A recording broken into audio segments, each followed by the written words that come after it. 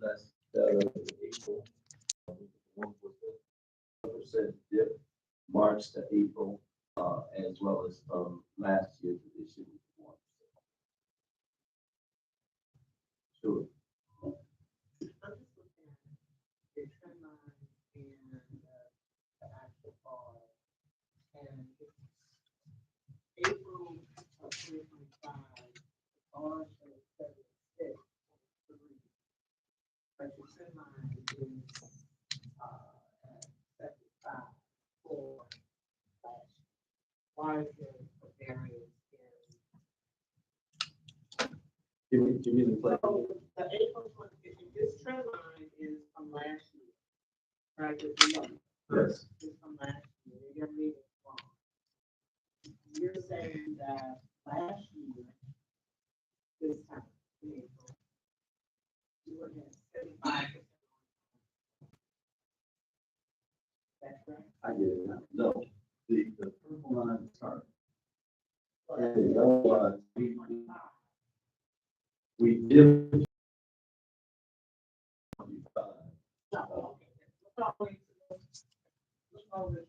What's the one on the left? Okay.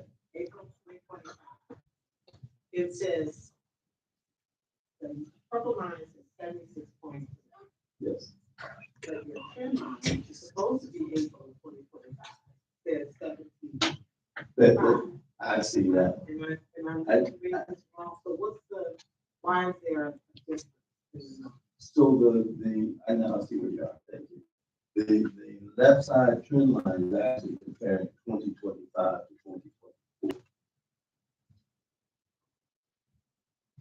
So the yellow line is 2024.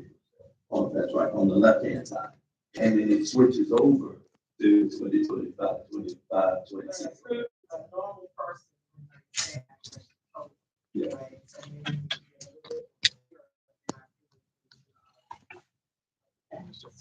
Sure. We try to reflect that in the legend where it says Russell 2025, 2026 is purple, and then 2024, 2025. I think you're right. What we could do is show something on that website.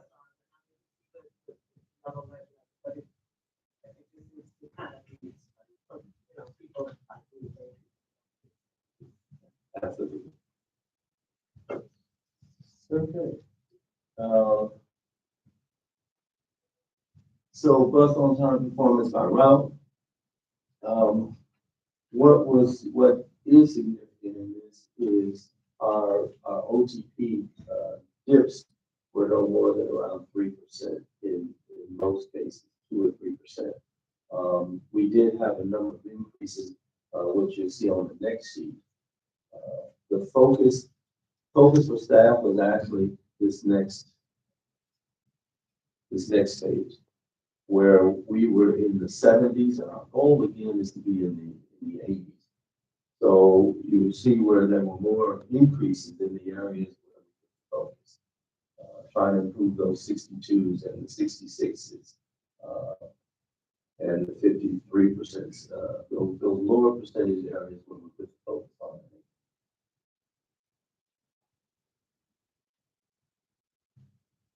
These are top performers, people who have done very well in their respective modes. We send them letters, we go to the sites, thank them for their good work, the hard work. We know that all the work is easy, but we do give them some level of appreciation.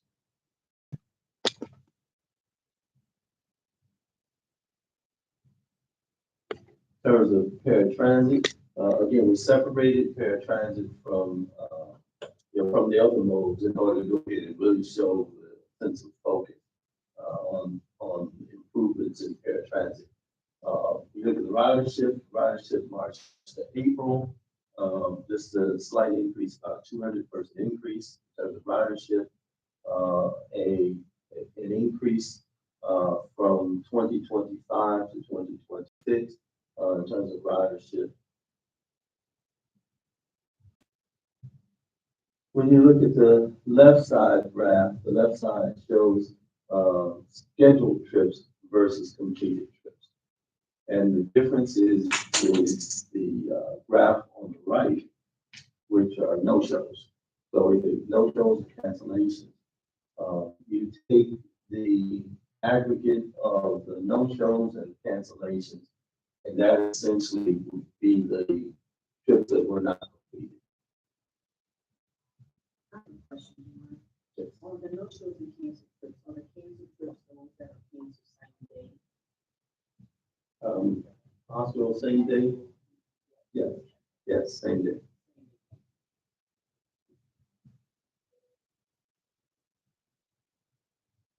When we look at on-time performance, and again, what we done was we've applied with FDL, which is where early we renegotiate those trips.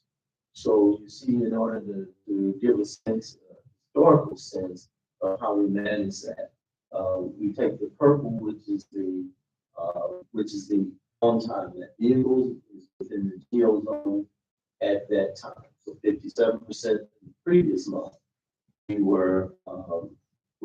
vehicle was there on time. We renegotiated 19%. The same in this case, and I just happen to know the numbers here. 55% we were on time, and there was an additional 20% where we were early. We renegotiated that to come up with 75%. The team there has done a great job with that renegotiating, trying to get us to that 70, 85, 80% on time performance. Any questions? Yeah, good morning. I have a question. I'm trying to figure out, okay, I know your service is 24 hours for paratrans, okay? But when you start off in the morning, you're pretty much at 100% before everything goes out.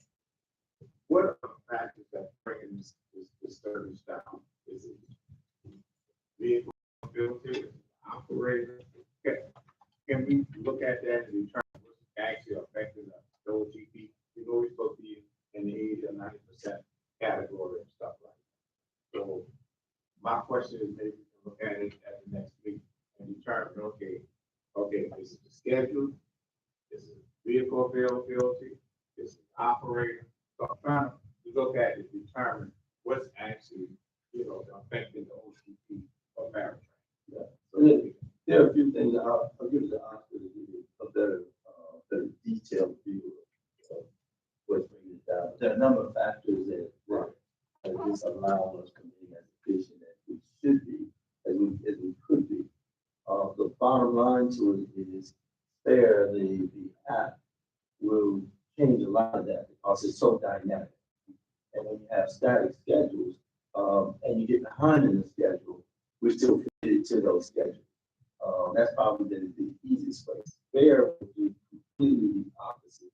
Bear will say, Mike is available and Mike is closer, let me send Mike. So therefore our schedule will be like very reliable. Also takes into account our labor load. So let's say we have 40 drivers on Monday from 9 until 5. It will then calculate and say, guess what? I can only take so many people because here's the number of drivers that we have. So it's a lot more intuitive and concise than human calculations can be. It's also a catch up. And when I say catch up, it puts us in a more technological position than we have ever been that I have any data on. It's going to, for us, it's going to be a real game changer for Bear. So when do we expect Bear to fully come online? September 16th to 19th. So basically, for the fall 15. I had one other complaint. Okay, safety has been during training, that you provide to the operator. I noticed a lot of the operators not showing up. Is there any reason for that? They tell me like 1 or 2 people come to the class, but they usually look more.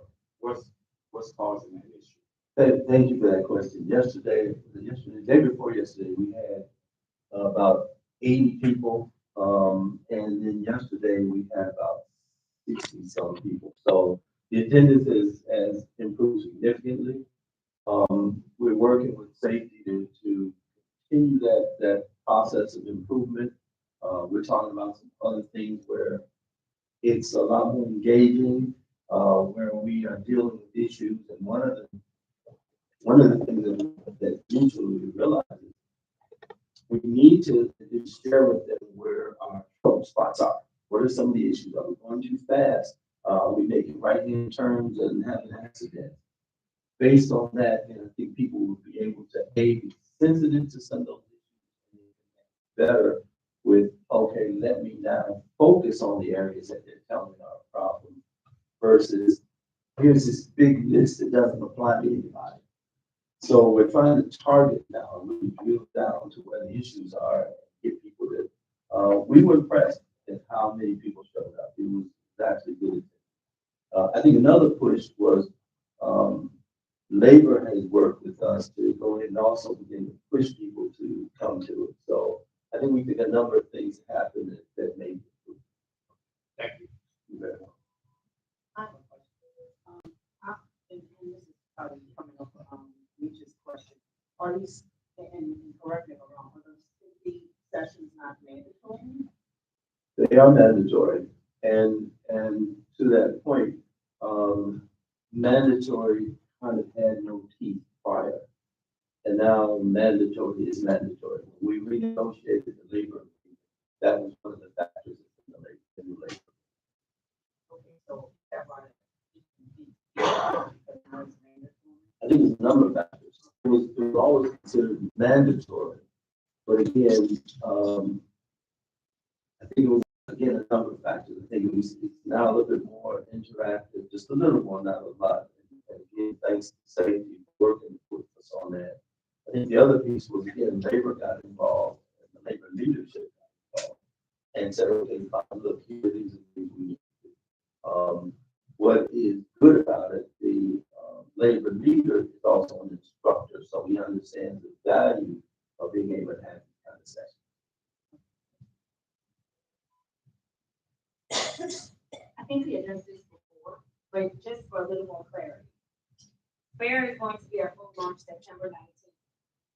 Are we putting anything in place to help train our, I know staff is obviously being trained with the users on how to operate the app, and also how is that going to affect your workforce? Because by now it seems that it's people manually doing the schedules. Once the app is in place, there probably is not a need for the amount of people that are there. So then what happens?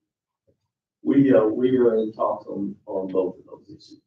One, we recognize that there's a need for us to go out into the community to do training for people to understand the app. And the better trained they are, the better usage. The app is like very, give you a sense of what time the vehicle's coming versus phone call. Which goes to your second part, that's labor. I've talked to external affairs, they had some needs, trying to figure out how to really let them fill some of those needs. We also have some needs in operation, so it's a matter of trying to redistribute that labor when the opportunity. Thank you. I'm happy to hear that the plan is to recycle our people and not eliminate the positions. I would like to offer to you that when you're ready to roll out those services, the Drive by MCA at no charge will gladly be a hub. A lot of our people that we serve use public transportation, and we can partner, set up laptops, set up computers, set up places where phones can be brought in, and you have the trainers there that can sit down and help. And then when that training is going on, my staff can also be a part of the training so that we can also help continue to offer that assistance to the people that we serve. Not only that, I want to also include that one of the things that came up was we had another issue, and the CEO asked us to create a plan which triggered a thought of being able to, in another issue we're trying to do, utilize some of that labor. So it worked out. Thank you. Thank you. Next, the Chief Asset Manager Officer's report.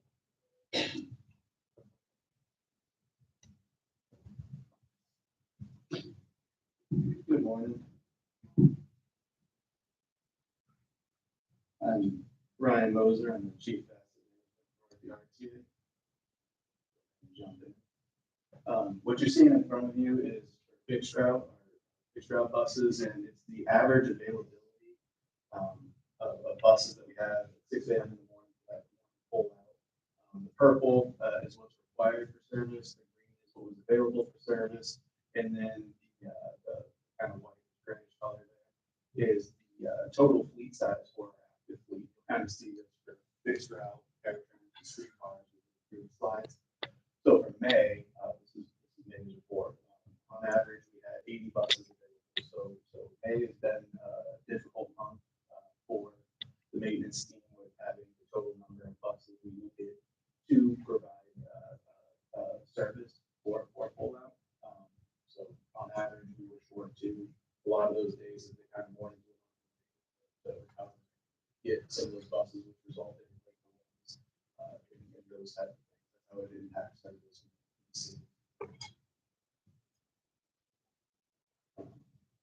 Paratransit, same setup here. 42, on average, we have 49 transit on the fleet side.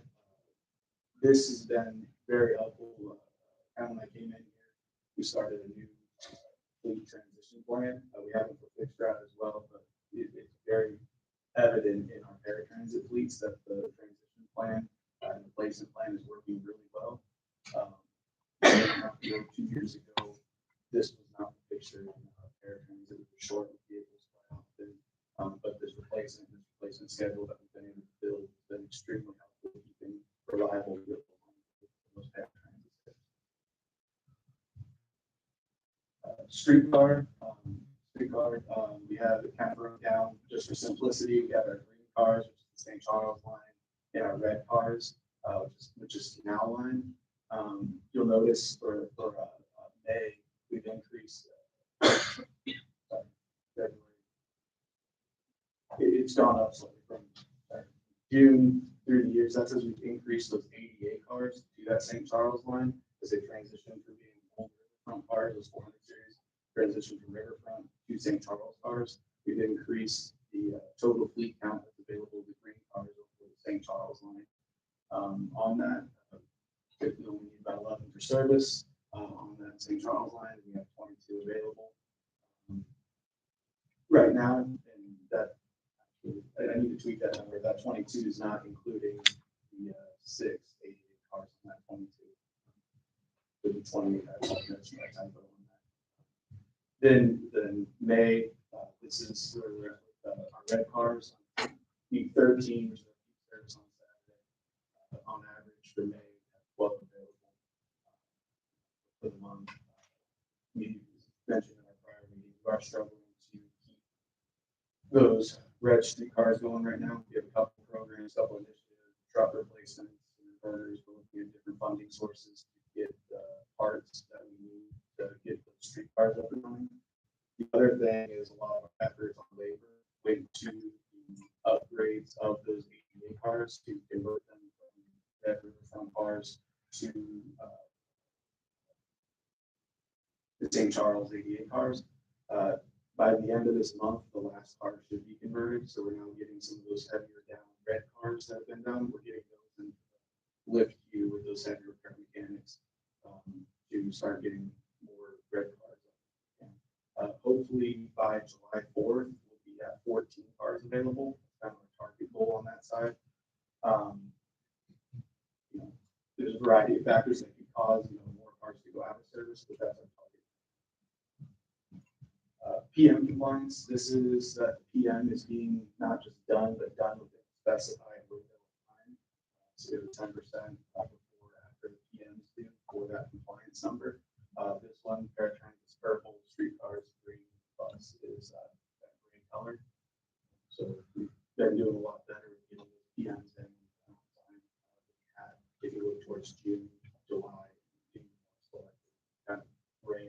that stuff in. Road calls, so just over a year ago, we changed our source of truth. We used to do it through our maintenance system or internally. System, rather than the presentation. But we switched over to using the dispatcher information to make sure we're reading on the same page as operations. After we did that, we noticed that there's an increase of road calls, and just for clarity, a road call is a major mechanical failure, so engine failure, something big that takes that bus out of service, and creates a delay to so our goal is to be under 13, and that was set using prior data, kind of evaluating getting baseline before they come back for a recommendation on that. But we are over it now on that's the wrong for road calls for fixed routes. Paratransit, our goal is to be under 5 for every 100,000 miles traveled. Right now we're at 4.7 for May, so we're right on the line there. Streetcar, this is the only slide that I have that goes back to April, and that's just because of the time it takes to get the mileage and kind of sync up the information for the streetcar side. But we're at 10, which is over our goal of 5. Majority of those seem to be on those now cars and the 88 cars for those road calls. We're working on getting that back in line. What I will state on here too is that our streetcars typically travel less than 100,000 miles per month. They travel closer to 70 to 76,000. So every time I have one road call, that means it's 1 point something. It's 1.4, 1.5 on this number. So that 10 is actually less than 10 total road calls for the streetcar in a month. But when you do the multiplier, because it's 75,000 miles traveled, it will always show more than actual road calls, just for perspective. Couple of updates I want to talk with you guys about. The fixed route cutaway vehicles. So those are those cutaway buses, kind of like a paratransit vehicle, but they're going to be for fixed route service. The intended use for low ridership routes, evening services, kind of a hesitate to say pilot, but to test out how those smaller buses can be used on travel routes. We have 2 of those buses. They had our New Orleans Beach facility. We're going to get the title licensing insurance on those. 8 of those total coming in by the January 5th is kind of when we're hoping to put those into service. While we're getting them in, we'll also be doing butter device install, which is the CAD ADL system that does all the tracking, GPS, getting all the destination signs configured, and all that stuff that has to go in. During that time period, we'll also begin working with operations and training to get operators accustomed to using these as well. EAM, just kind of putting that on the radar for you guys. That's our enterprise asset management system. We are looking at getting a new one. Currently, we are on trailing, which is really good for fleet maintenance, but it's found kind of lacking in some of the stuff we need for facilities, our streetcars, our OCS lines. It doesn't have a good way to track those things. So we're looking at a way of getting out of Excel sheets and paper inspections into moving our whole system digital. There's also some push from the state safety oversight to get some of these systems in line with our online, with our way we do our maintenance. Oil updates brought up last meeting. The business wholesale markets for oil and bulk oil sales, where oil synthetics, base oil that's in those is a good majority, 45% or so comes out of the Strait of Hormuz. There's oil shortages. So what ended up happening is we ended up having to cancel our oil contract that we had just procured at the beginning of the year, towards the tail end of last year, because they were not able to provide the oil that we've been. So what we kind of opted to do, because pricings were up and down, we bulked up all of our oil reserves 2 to 3 months in our oil bulk tanks. It's about the most I can physically put it in there. And we're gonna do, kind of keep the market open right now. We'll do procurements as fluids come up, which gives us some flexibility on vendor choice, competitive pricing. With as things shift and once things kind of stabilize at some point, we will go back out to the market and bid for an oil contract. But right now, we just kind of feel that flexibility is in our favor. If vendor A can't provide something, but vendor B can, we got to be able to keep our fluids and loops going, and keeping towards the upper threshold limits of what we can physically store. So, for that, I think that's everything I have. Do you guys have any questions for me? No question or comment. I would like to say thank you. That information made so much more sense to a layperson. And I am elated that you all are being proactive, finding solutions, and being able to say we have filled what we can fill in our reserves. We will continue to purchase and save this for later to ensure there's a little a consumer service. And so I just want to say thank you for that. It makes me feel good to know that we are being proactive to make sure our service. Thank you. I have a question. Where are we with training as far as what you can? Oh yeah, great question. I have, since 2024, I'm gonna kind of give you a highlight real quick. That's around the bus rail. Since 2024, we've really been pushing and really our new contract with IBEW. We meet monthly to discuss training apprenticeship programs and how to better our technicians. That was a requirement that got built into our CPA. Both parties wanted it. It benefits the agency and the skill sets of our technicians. Since that 2024 period, we started doing our own CDL training for our mechanics to make sure they have to be able to drive buses, test buses. CDLs became a little more difficult to obtain after a law that changed roughly around 2024. So we found some outside people. We put roughly 30 people through that CDL training program, or between mechanics, rail guy, rail personnel, and the track crew. And then we've done a bunch of training with New Flyer. We had that purchased in the last grant that we had, roughly $90,000, and for 6 weeks worth of training for bus mechanics that we've done. And then on the streetcar side, we have Brookville and Irwin, track side, and streetcar technicians. We've done, we did one or two sessions last year with Brookville on the ABD, which is our inverter company. And then we still have more training that we're doing. I think we just approved the Brookville training for this year. I'm pretty sure we got PO for another streetcar set of training for Brookville this year. And I know we were working on Alfred Switcher training there. I'm not quite sure about that. But training is something that I will spend every penny I have in my budget, plus maybe reallocate some more, trying to make sure we have training technicians in our staff meeting on the rail side. Probably trying to make sure we have some open apprenticeship positions, looking at what we can get those filled, make sure that we can get some of those apprentice slots back up and running on that side as well. I have another question also. I was kind of like in talk with you, and they say they have problems with parts. Well, Sure, it depends on what part. I'd say our basic parts are all right. Some of the, like, let's talk about some body parts.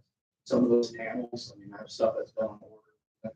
Suppliers have known people that can make some of those parts. So we have an accident body panels, some of those not real heavy used parts having long lead times.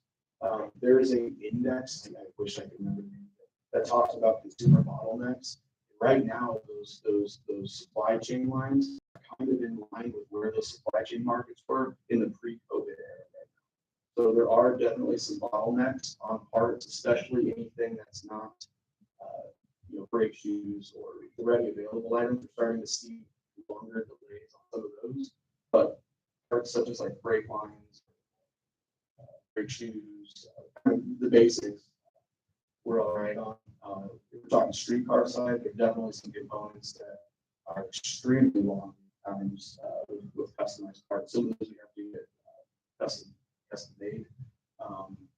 The three that kind of brought up before, the biggest one that will keep us, from being able to get over 15 streetcars available are those inverters. One, we're looking for some funding sourcing on getting those inverters funded, and also looking at a couple avenues of the fastest way to get inverters. Most of that's proprietary through Brookville via ABB for those inverter services. So there are some bottlenecks on that. Other things aren't flowing still smooth. We do have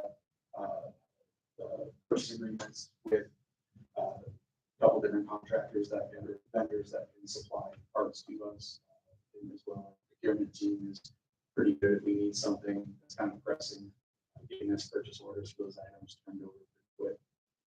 And then we are maintaining that EAM system, but also tie into our inventory management system as well in the future. Not saying that there's a problem with the inventory system, that module works pretty well, but that would be bullet point on too. Yeah, and I think one other question. Okay, would you explain to the board, we talked about this yesterday, and Rankin, getting up on availability of buses. Talk a little bit about that. It was talk about the 26 vehicles. So we should, update the board on that. Yeah, no problem.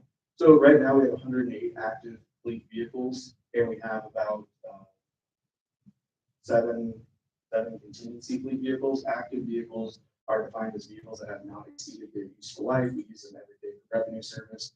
Contingency vehicles have to, by the definition, have exceeded their useful life of 12 years, 500,000 miles. So we're talking about fleet increasing, getting our fleet, talking about that active fleet, not the contingent. We take kind of the best vehicles when we go to retire them. They go into our contingency fleet to be used for Mardi Gras parades. The rail line goes down, the ferry goes down. Those vehicles are used to cover those lines. But we keep them on the side. They're not used for daily use, and nor can they be used for daily revenues. Couple of exceptions there. But now our replacement plan that we have these 8 fixture-up pedalway vehicles that are coming in. Those are going to be replacements. So we'll still stay at that 108 active fleet, but that gets us some of our 2010 Orions off of the road, and kind of helps with I forget the statistic, one of my guys gave it to me. I don't know if Jack remembers, but we had, I think it was like 30% of our road calls are made out of our 2010s or something, 2010, 2012 Orion buses. So that should, in theory, help fix some of that reliability on the road call numbers like that replacement. We had a grant. We have another 8 vehicles that we have some grant money for. We just recently got some legislation passed. It goes into effect August 1st. That'll allow us to purchase 8 additional fixed route vehicles. So that's coming. I don't have them on order yet. Hopefully by August, September, you guys meet, I can have the package ready for the board to go out and get those 8 vehicles. Then we have our bigger purchases, is where, like we were talking yesterday, gets us closer to what has system impacted back to that 140-ish active vehicle count that we want, so we can run, closer to 100 or so active buses in the fleet that we were designed around. Kind of summarizing from yesterday, that project is probably going to happen towards the tail side of 2027, getting 2028, when those vehicles are coming. That's part of our 2023 ONO grant that we had to transition from battery electric buses to compressed natural gas on to kind of save the funding source. And so we're working on, we're still waiting on the final funding for that. But once it's all looking good. Once that happens, we can start getting the infrastructure. We'll have to do some changes at the New Orleans East facility to make the facility able to handle CNG, the fueling stations, the garage. And we'll require the construction. We can't have the buses without the fueling station, and the fueling station without buses. So we're working on the timing of all that currently. Kind of right now, looking at the tail side of 2027 beginning of 2028. Okay, thank you. Question? There's a question.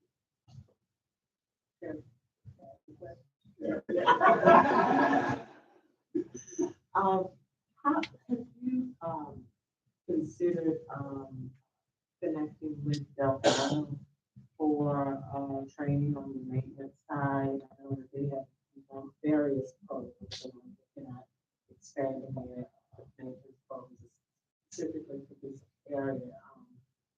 Are there opportunities there for RTA to reduce costs without outsourcing into a contract? maybe doing some of it there. Sure.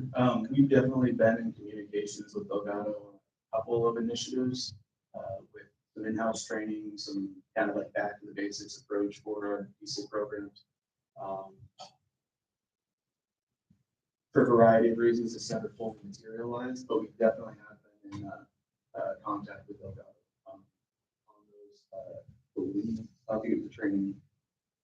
I don't see it here, but I don't know where we're at with that currently, but I know that we had reached out.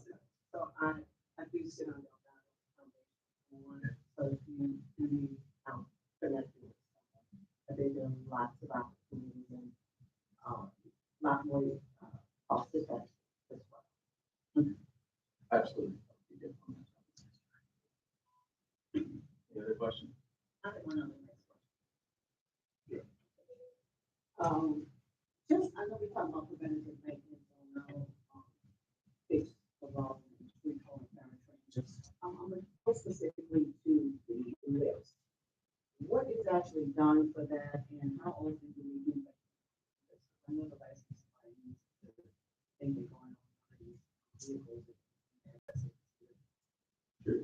I'll double check the exact time frame and believe that they're done. I know on the bus side, they do a basic PM on the lifts or ramps. On the fixed route side, on the PMA, which happens every 6,000 miles. And then is paratransit the same on that side? 5,000 paratransit. We do the lifting, do basic PM on those for paratransit side. And then streetcar is a time-based one. Every 45 days on the streetcar side, that'd be the checks on those lift PMs. Thank you. Yeah, question.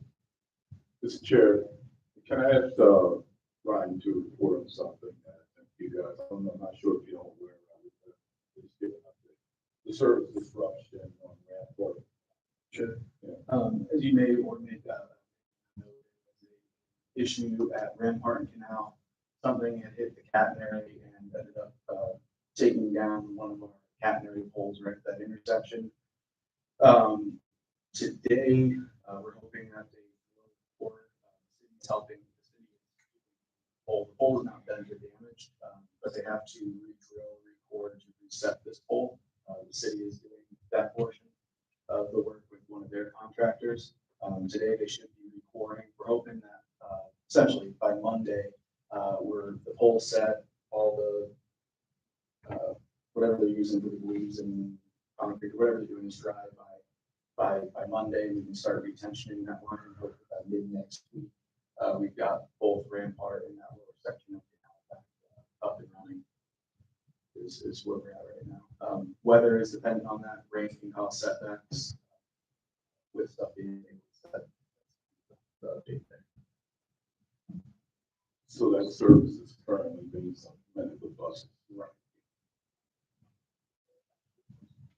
Any other questions? Any other questions? Thanks. Thank you.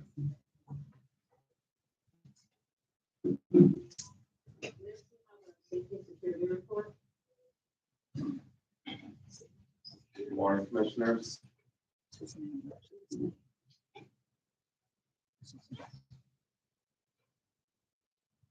Okay, in line with my normal report that I give in this committee, we'll be doing a 2-month look back at safety and security statistics, starting with the public safety side of crimes.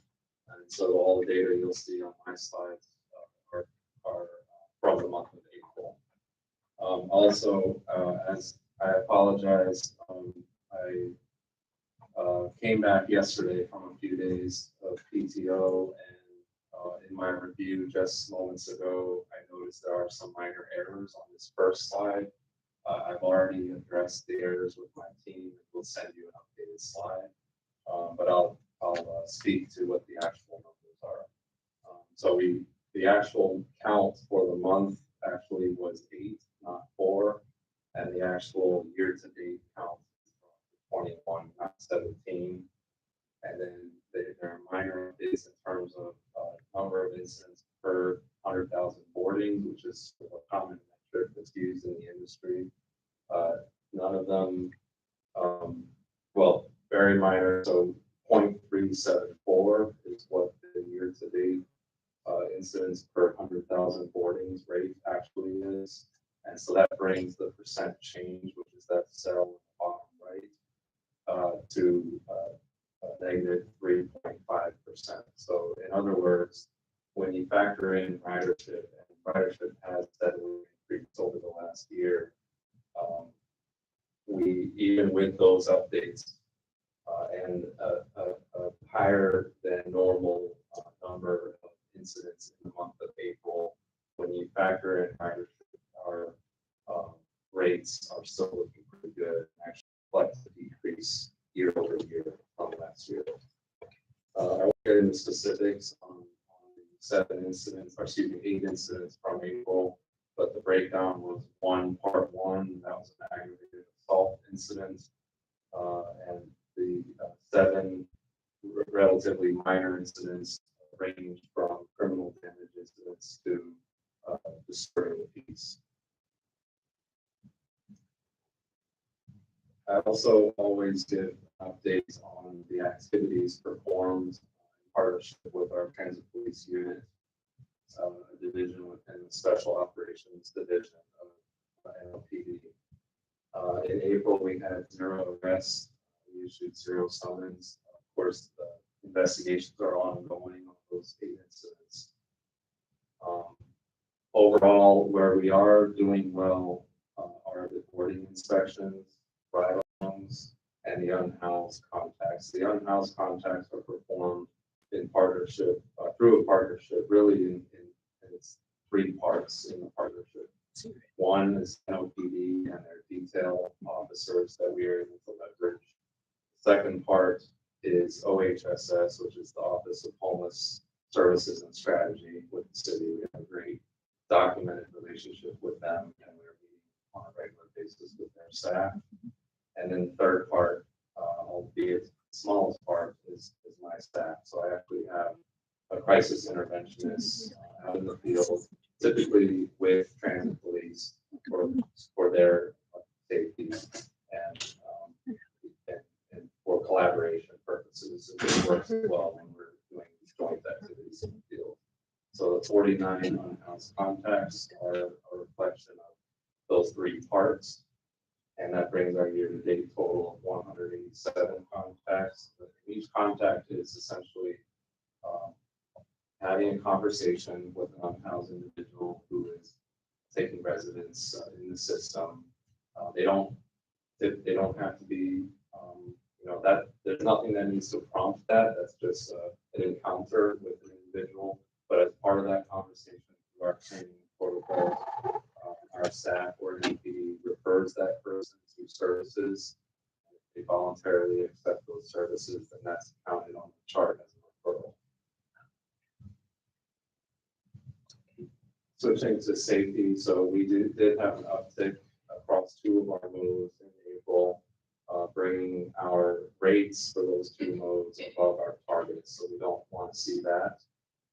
The yellow line is streetcar, and I'll give you the exact numbers on the next slide. But these are largely intersection collisions where even if the finding of fault or liability is contrary, what you're seeing here is a reflection of RTA holding our staff to its standards for our professional operators, and that's what we're looking at when we talk about preventability, and that's the industry standard.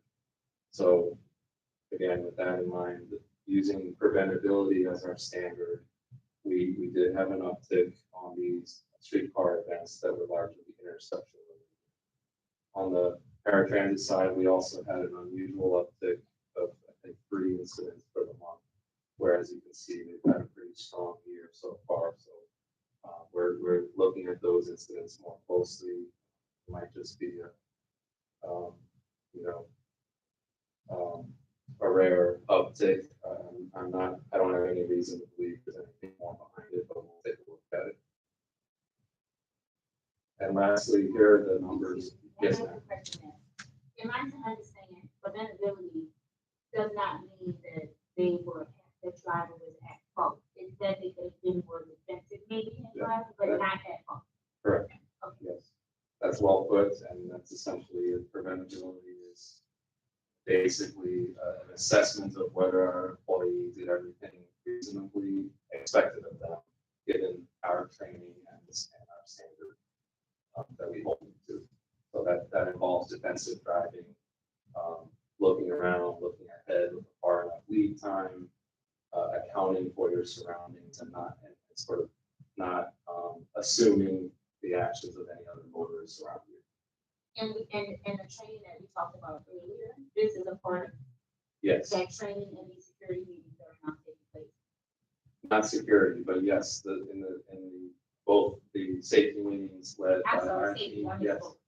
and more recently meetings primarily led by Brian's team, but it's all safety. I mean, it's all joint collaborative effort, and you're exactly right. Those meetings are designed to reinforce that training that they've received.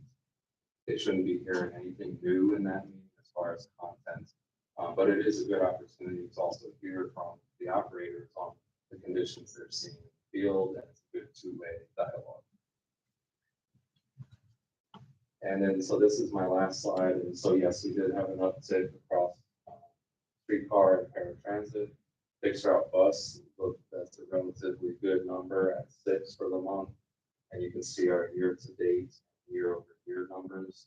And so we're performing relatively well for a fixed route bus. We're a little above year-over-year for streetcar and a little above with the uptick we experienced in April, looking above where we were last year for para. On the workplace injury side, these are two relatively minor injuries. One was a slip off of a staircase. I believe as an employee was exiting off of the bus. That person, I understand, is back to work or is active. And then the second reportable, injury was associated with a rear end collision. That employee, I understand, is not back to work yet. But we'll watch that in collaboration with HR. Hope they recover and get back to us.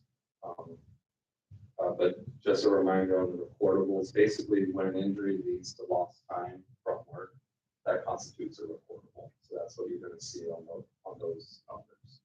And no reportables. Reportables are more serious following OSHA standards, and where injury is more serious in nature, and we haven't had any of those this year. Any questions? Yeah, I have a few questions.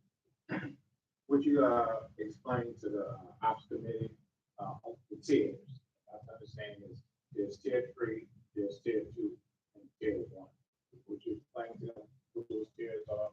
Like a brief description. Sure.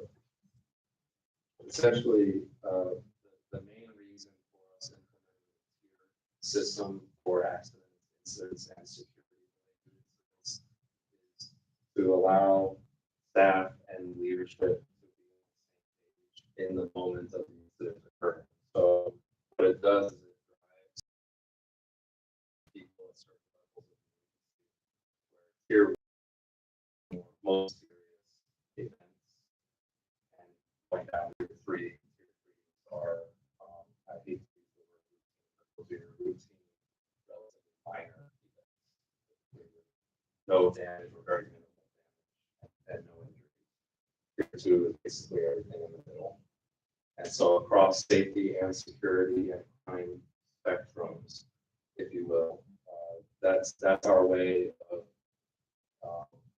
determining who at the agency needs to be involved in handling the event, how thorough of a report is expected of it, of course, incorporating other circumstances, but it sort of drives the flow of information and the activity following the event. So that's essentially it. Now, I want to be clear with respect to other internal actions taken, such as issuing discipline. Tiers are factored into a review of an incident when it's deemed preventable on the part of the employee.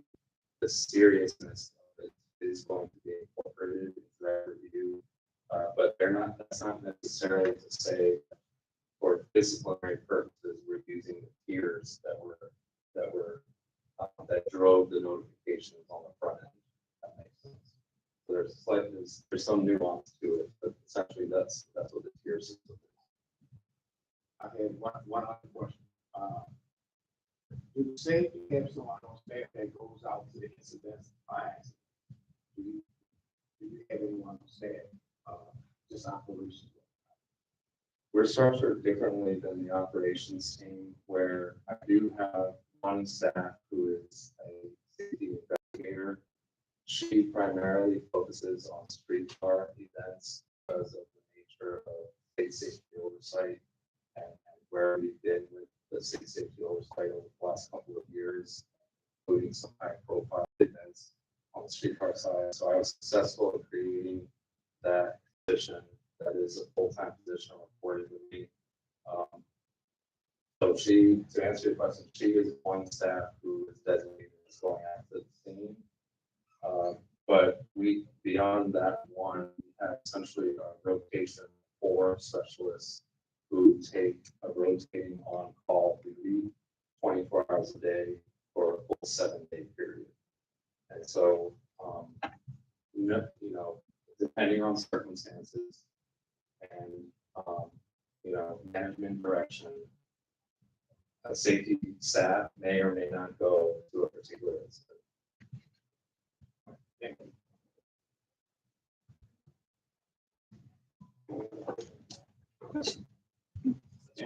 Thank you.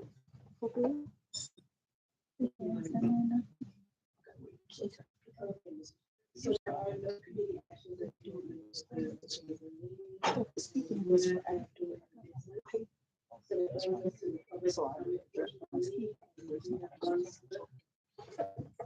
Valerie Jefferson.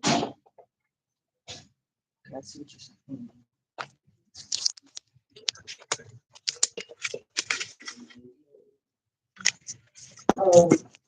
I'm not looking to nobody, you experience that. And so I'm listening, and on my slip I have safety. Safety starts with the individual, especially the individual driving a commercial vehicle that's carrying valuable people, including themselves. So if that person, I'm sorry. First of all, I want to congratulate Mr. Baptiste. Thank you, I appreciate it. Now what I'm about to say, we already know we've been here for years. Okay. So so I'm saying that because I know that we cannot bring everything from the past update to the 21st century because we are in it, IT days. But the basic, I'm just giving you all my thoughts. The basic is hands-on training, like training department, safety, the supervisors. I ride around, especially when the members call me or my colleagues call me. I ride around. I'm active in the community. I notice certain things, and they notice certain things. They know that I say, right things. But we keep up good data. So whenever that, I'm noticing like supervisors sitting in certain spots for a long period of time. When I came, they was driving the roads. They was on the bus. When I came, the safety department, we didn't have no one person. We had everybody in that safety department, except that administrator, they was on the bus. They was on the streetcar. They was in the operators, excuse my friend, face. They was visible in the public. The public seen that white shirt RTA, and they felt more safer. Even the driver felt more safer, especially if they've been driving like for 5 years now. Then lastly, when the union wasn't giving a training, the company was getting a training. We was doing public relations internally. That's very important. Commissioner Preacher, you know, we was in each other's face. That's why you know my face and I know yours. And Mr. Betsy, you do too. I got this. So, but nevertheless, I'm just asking you all to consider that, to treat the operators like valuable commodity that it used to be. Thank you. Can I make a comment? Yes, and listen, I want to thank you for bringing that up too, because I think one of the things that this board, has been charged with is to really better understand what processes are done previously in the past, or procedures, and those that are antiquated or outdated that should be revisited, like maybe safety being much more visible and the supervisor being much more engaged and active. As you spoke about. I think that's really important. And those are things, changes that we are definitely going to look at. How do we redesign what makes RTA and its employees special and really feel safe and valued. So I appreciate um,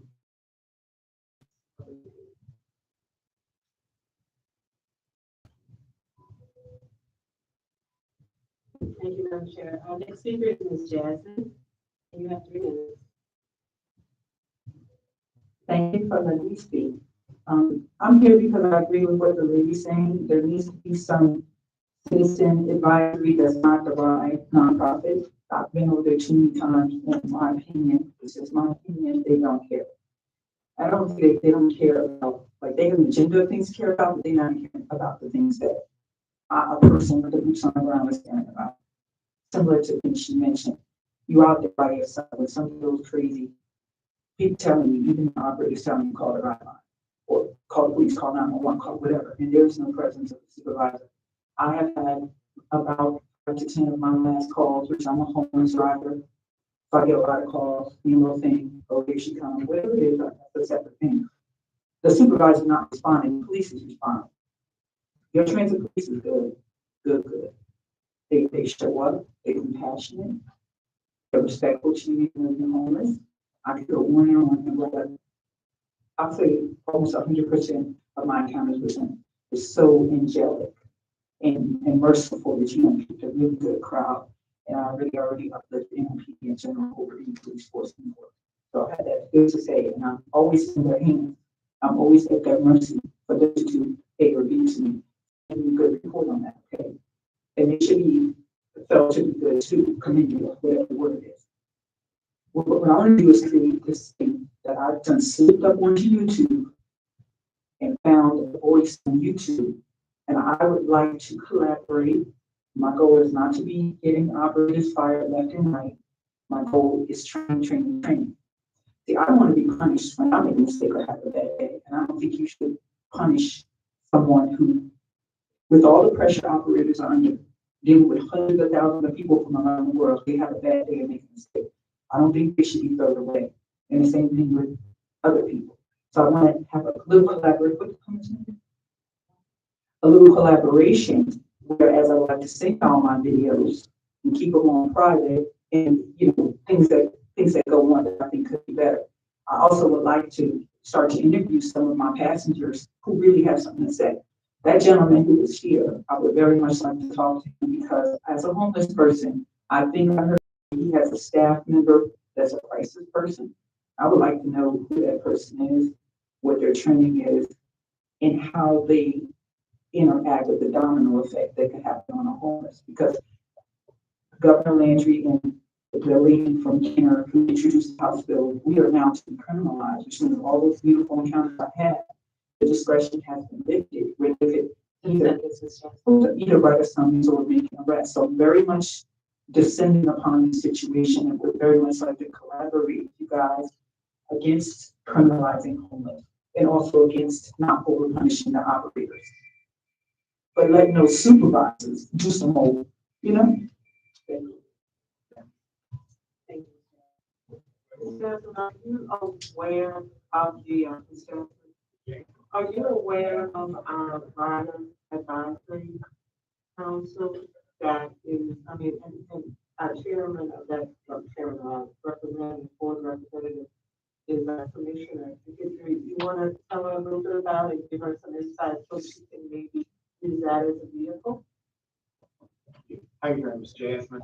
I've met at a couple of riders advisory committees and stuff like that. But we do a rider advisory committee, every month, and it's at 5:30 in the evening. And we like to hear from you. We have staff here that will be able to sit down and talk with you, and maybe that, person that we have that, would say you can come and speak. Is it possible to get that appointment downstairs at the front desk? Because I know it was yesterday, but it was at 5:30. Right. So see, I think this Monday time is more open than the evening. Okay. Is it possible I could connect with that person? Because I didn't mention this, and thank you for letting me take a few seconds. I had a couple of things that went on where two operators told me I'm holding up the line. You're the reason this trolley's out of service. So two different operators talked to me about me being the reason for that OPT, on-time performance, and I don't want to be put in the crosshairs of that type of charge. And I feel like those incidences, I can talk to the person that you mentioned, if you tell me that. Yeah, I will meet with you after this meeting. I'll be in the. Thank you.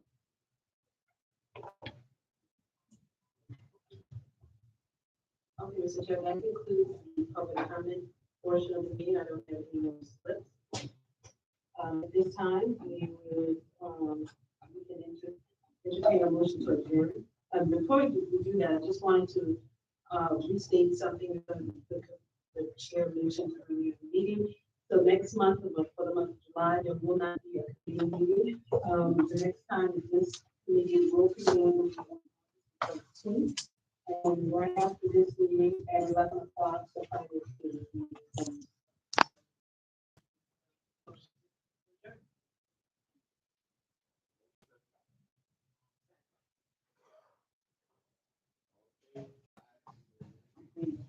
We are adjourned.